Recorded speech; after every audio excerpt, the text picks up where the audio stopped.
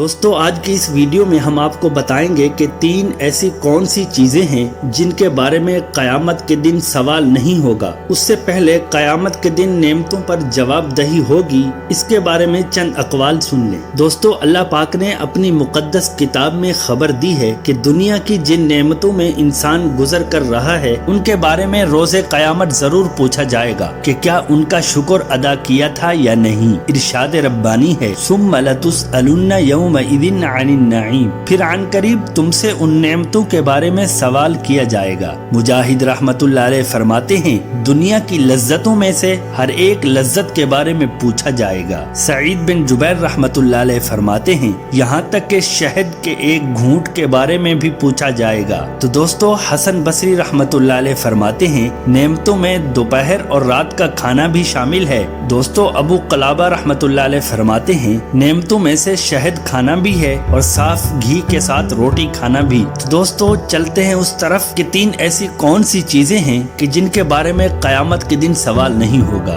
دوستو حضرت حسن اور حضرت قتادہ رحمت اللہ علیہ فرماتے ہیں 3 چیزیں ایسی ہیں جن کے بارے میں ابن آدم سے قیامت والے دن سوال نہیں کیا جائے گا۔ ان کے علاوہ جتنی بھی چیزیں ہیں ان کے بارے میں سوال بھی ہوگا اور ان کا حساب بھی، مگر جس کو اللہ چاہے یعنی حساب سے معاف کر دے۔ پہلے نمبر پر وہ کپڑا جس سے اپنی شرمگاہ چھپا لے، دوسرے نمبر پر روٹی کا وہ ٹکڑا جس سے اپنی کمر سیدھی کر لے، تیسرے نمبر پر اور وہ گھر ہے جس کا سایہ حاصل کر سکے۔ لیجئے یہ اسلامی سلطنت کے 3 عظیم المرتبت انسانوں کا قصہ ہے، جناب رسول اللہ صلی اللہ علیہ وسلم اور ان کے ساتھ ان کے 2 دوست اور وزیر سیدنا ابو بکر صدیق رضی اللہ تعالی عنہ اور سیدنا عمر رضی اللہ تعالی عنہ۔ دوستو سیدنا ابو ہریرہ رضی اللہ تعالی عنہ فرماتے ہیں ایک دن رسول اللہ صلی اللہ علیہ وسلم گھر سے نکلے تو سامنے ابو بکر عمر رضی اللہ تعالی عنہما کو پایا۔ آپ نے پوچھا اس وقت تمہیں کس چیز نے گھر سے نکالا ہے؟ کہنے لگے یا رسول اللہ صلی اللہ علیہ وسلم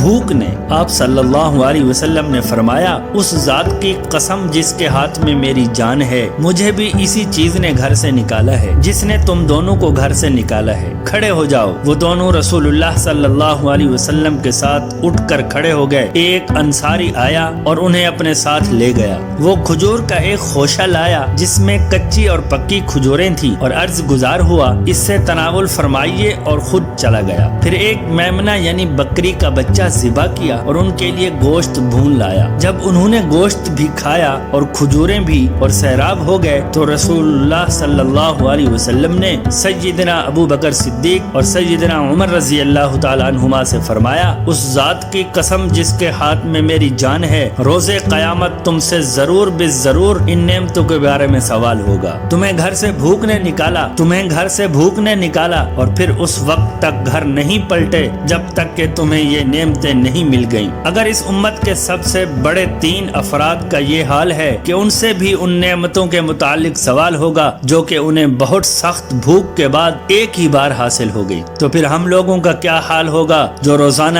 3 وقت اعلیٰ قسم کے مرغن اور پرتعیش قسم کے کھانے کھاتے ہیں۔ تو دوستو عیش پرستی کی بنیاد و اساس اکثر و بیشتر فقیری پر قائم ہوتی ہے، مگر فقیری کے لیے عیش پرستی لازم نہیں۔ کتنے ہی غنی اور مالدار لوگ ایسے ہوتے ہیں جو کہ بخیلوں جیسی زندگی بسر کرتے ہیں اور ان کے اہل خانہ فقر و حاجت میں مبتلا رہتے ہیں۔ کتنے ہی فقیر ایسے ہوتے ہیں کہ نعمتوں اور شہوات کے حصول کے لیے ہر طرح کی کوششیں کرتے ہیں، حتیٰ کہ وہ انہی کوششوں میں مقروض بھی ہو جاتے ہیں، جیسا کہ زہد کے لیے فقیر ہونا لازمی نہیں ہے۔ اور کتنے ہی غنی ایسے گزرے ہیں جن کو اللہ تعالیٰ نے مال و جاہ اور ہر قسم کی نعمت سے نوازا تھا، مگر انہوں نے زاہد بن کر زندگی بسر کی۔ یہ مقصود نہیں ہے کہ انسان اپنے مال و تجارت اور مملوکات کو چھوڑ دے تاکہ وہ عیش پرستی سے دور ہو جائے، بلکہ ایسا بالکل ممکن ہے کہ انسان ان تمام چیزوں کی حفاظت کرتے ہوئے عیش پرستی سے بھی دور رہے اور عرف کے مطابق اپنے نفس پر اور اہل خانہ پر خرچ بھی کرے اور اللہ کی راہ میں فقراء مساکین پر صدقہ و خیرات بھی کرے اور اس کے پاس اتنا مال باقی رہ جائے جس سے اس کے امور حیات اور تجارت چلتے رہیں۔ تو دوستو نبی کریم صلی اللہ علیہ وسلم کو جب صحابہ کی ایک جماعت کے بارے میں خبر ہوئی کہ وہ زہد یا عبادت میں حد مشروع سے تجاوز کرنا چاہتے ہیں تو آپ صلی اللہ علیہ وسلم اس پر ناراض ہوئے۔ آپ کے صحابہ میں سے ایک نے کہا